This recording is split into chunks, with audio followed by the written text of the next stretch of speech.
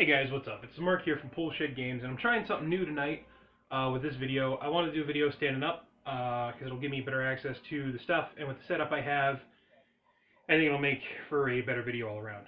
So if after the video you guys want to leave me some feedback in the comments of should I do more videos standing up, go back to the other format where I sit down and talk to you guys, let me know. It's really kind of difficult with the setup I currently have. And not having a second person to act as a cameraman to kind of do these videos.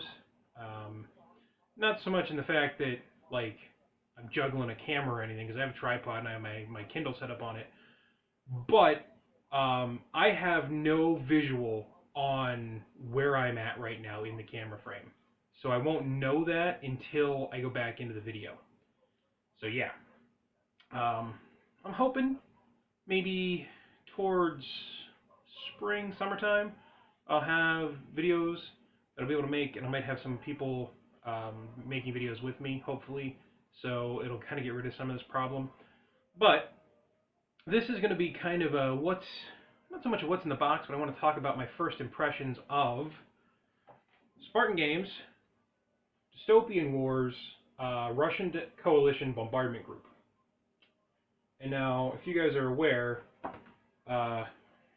last year, towards the end of the year, or maybe the middle of the year, Spartan released these bombardment groups for every faction in the game. And me, playing Russians, I picked up the Russian Coalition one. And now what you get in the box is you get 2 Khrushchev heavy bombers, and you get 3 Cheney submarines, and you get 6 tiny flyer tokens. Those tiny flyer tokens, I'm going to lose, because I already have, I think, 30 put together, and I don't put any more together. Well, it's not put together because they're all one piece. I have 30 painted. I don't want to paint anymore. They are like state troops for an Empire army in the old Warhammer Fantasy Battle game. It's just mini after mini of the same thing. I don't want to do anymore, so I have enough. I don't think I'm going to paint anymore. But moving on to the actual models and my thoughts of them, I apologize, these aren't painted. But I kind of like to do these videos without painted models first, to give you guys a look at what does the model look like just in bare resin. And by doing that, I hope you guys can see the detail, and then, you know, if I should paint it and cock it up in some way, that doesn't detract from the model and your initial view of it. So first of all, I'm going to talk about the Cheneys. Here we have a Cheney submerged, which I really like that they give you the submerged versions, and then they give you the surfaced versions of these guys. And these guys are interesting, which I have never used subs for my Russians before. I know that we have the Pisats, or Pisets, however you say it, and I've never used them because I don't have the models, and B, I'm usually taking Borodinos and Tom Bobs and, you know, the big meaty, I have to get in range band 2 and then just blow the hell out of my opponent ships. And I know a lot of guys like the Katunga. I've played with the Katunga. It's a fun ship, but I would rather have a Borodino, just to throw the dice out there. And again, I know guys like the Tixi support cruisers with their mortars. I'd rather have Tom Bob gunships. Just my playstyle. I like getting up, I like getting in there, and I like throwing a lot of dice. So that's why the Cheneys, for me, are a little interesting. They're kind of crunchy. They only have, I want to say, 3 hull points apiece. And there's 3 of them in a unit. Now, the nice thing is they have range band 4 gunnery, which range band 4 gunnery in the Russian fleet is kind of lacking. Since version 2 came out, we have been blessed with some range band 3 gunnery and some range band 4 and some stuff. But we really shine in range bands 1 and 2. So that's why the Cheney and anything that can bring range band 4 fire opens some doors for us. They have penetrating on their guns, which is nice because even if you score a hit, you roll on the critical table. They have surface hunter, which is really helpful for getting hits in. And they have pack tactics, which they have pack tactics 2, so you get 2 extra dice for each model past the first in the group. So you get 4 extra dice in a unit of 3. So that makes them, gives them a decent punch Now, the game I played with them, and I've talked to some people in like the Facebook group, Dystopian Wars groups about them. I wasn't overwhelmed. They weren't super. My buddy Dom had just gotten Prussians, and I kind of just crept them up the middle of the battlefield and put shots on his Rhine class carrier. And yeah, it was enough to do some crits. It was enough to kind of knock hit points off, but they weren't super powerful juggernauts or anything along that line, and I didn't expect them to be. Do they have a place in my fleet? Maybe. I'm going to try them a couple more games, see if I really like them, but again, I'm spending points on that. I'm not spending points on things like my Tombobs or even the Destroyers, the Rostovs. So they're still they're on a probationary period, I guess we can say. So we'll see how that plays out.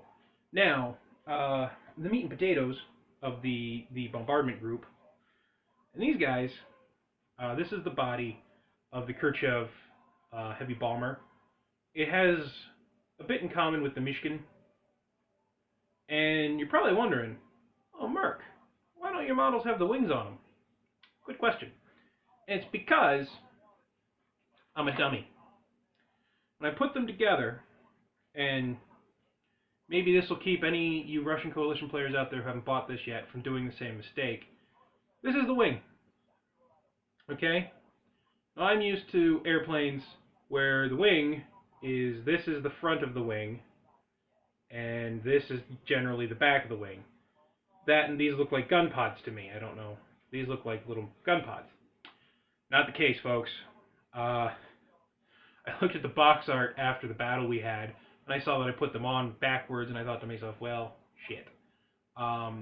Generally speaking, I wouldn't have changed it, but just knowing that it was wrong, it drove me nuts, so I had to. And so, the wings go on in this fashion. Just like that. So there you go. Now these are the heavy bombers, and they are fantastic. They have 5 hull points. They have a blade of 2, which makes them very hard to kill. Their 4 guns are, I want to say, piercing. I don't remember 100%. It's been like a month since I've played, and I use these guys. What I remember is they have a lot of bombs. I think it's like 24 dice of bombs, and it's concussive. So what you can do is you can fly in, hit a ship with 24 concussive bombs, and that's probably going to strip some of the crew away. You can board with another ship, or you can board with the other Khrushchev at some point, which makes them a really nasty unit.